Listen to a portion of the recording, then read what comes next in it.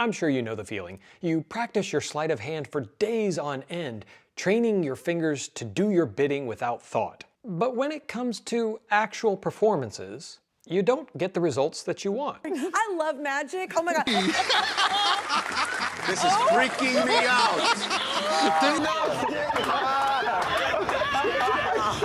Audiences don't seem intrigued, and things just don't go as well as you planned. But when you look at the top pros, how is it that they get such great reactions from their material? The answer is they have something you don't. Well, they probably have a lot of things you don't. But I've narrowed it down to one thing that will make the biggest difference to you and your material. And I'm going to share a resource with you that will help you make progress in this area as fast as possible. The problem is that audiences today are more sophisticated than ever, and you're facing an array of world-class competition. In the not-so-distant past, it was pretty likely that your audiences hadn't seen much magic. But now there's a plethora of great magic available, and a lot of people have seen it with shows like Penn and Teller's Fool Us or America's Got Talent. But not only have they seen these world-class magic performances, you're also competing with other forms of entertainment that are widely available at their fingertips. So they're used to instant gratification. The stakes have never been higher. You have to be better than ever to capture that most precious of commodities, attention. So how do we do that? How do we become more interesting? I'm talking about scripting. Wait, before you turn the video off, think about it. That's exactly what the pros have that you don't have. When you watch a professional on TV, what is it that you see? You almost always know how the trick they're doing works and maybe even have a version of it in your own repertoire. Matter of fact, there's one ball right there, but I said, wait, 2 balls, right? Oh, there's the other one. But it's the storytelling they put with it that really makes it sizzle. Watch like this. Ready? Look, watch.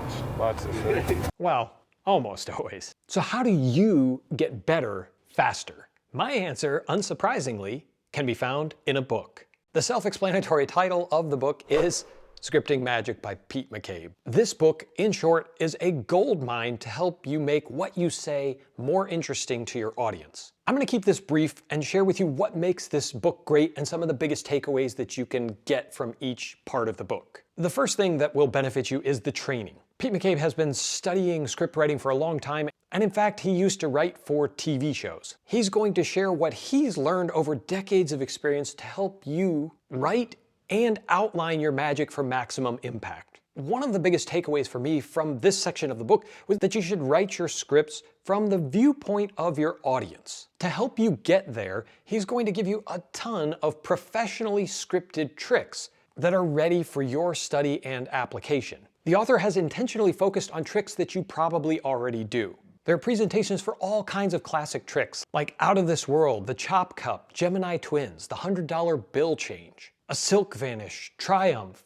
Add a Number, Coins Across, the Invisible Deck, Card to Pocket, etc., etc., etc. There are 43 professionally scripted tricks in this volume, so there's something for everyone. As you get comfortable with the scripting process, you can start to branch out and tailor these scripts for yourself. To make progress as quickly as possible, go through the table of contents and look for tricks that you already do.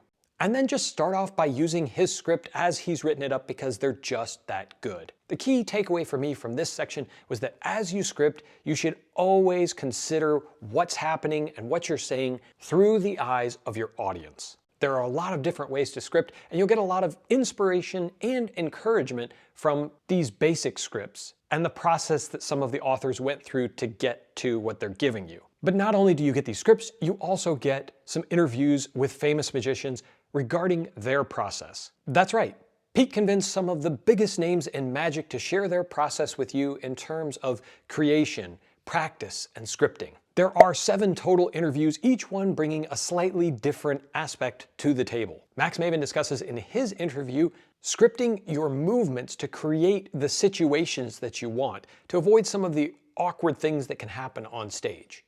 Mike Close shares some of his top tips for evoking emotion in your presentations and establishing meaning. The big takeaway here is that scripting is not a rigid process. Everybody does it slightly differently. Some people like to sit down and write it out, and others like to work backwards, performing the trick and then basically documenting what they did. In fact, in his interview with Teller, that's exactly what Penn and Teller do. They work through all the motions on stage over and over and over again until they come down to how they want to present this. Then they'll finally sit down in front of the computer and type it out.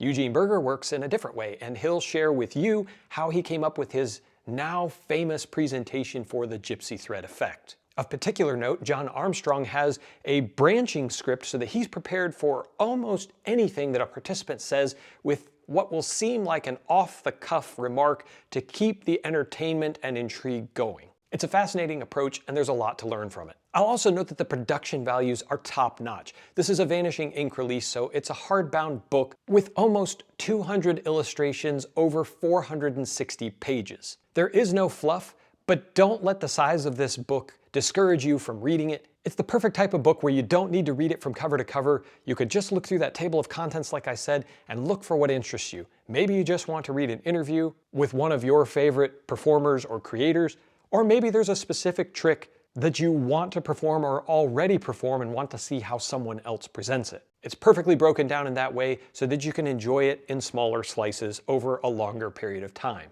It clocks in at $50, which for a book this size and with the kind of material that's going to elevate your performances to that professional level, I really think this is a bargain. The real secret, though, of scripting magic isn't just the scripts or the interviews or the production values. It's that he's going to teach you dozens and dozens of fantastic tricks. That's right, in addition to the scripts, you're actually getting how the trick works. And this reads like a best of from all of your favorite magicians over a large amount of time. There are contributions from David Regal, Guy Hollingworth, Eugene Berger, Michael Amar. The list could go on and on. What would cost you hundreds and hundreds of dollars to acquire and cull out the best pieces, Pete McCabe has already done it for you in this book with permission, of course. Not only that, he's tightened and dialed in those scripts so that it will hook your audiences, and you too will be performing with professional presentations that are guaranteed to give you the responses you're looking for. Best of all, nothing in this book is hard to do, so all of the tricks taught are pretty easy. As you get further and further into the scripting process, you may want to think more about the way you present your magic and why you're doing what you're doing, in which case I recommend that you check out this video so that you too will be on your way to becoming a magic master. As always, my friends, I appreciate you watching, and until next time, keep reading.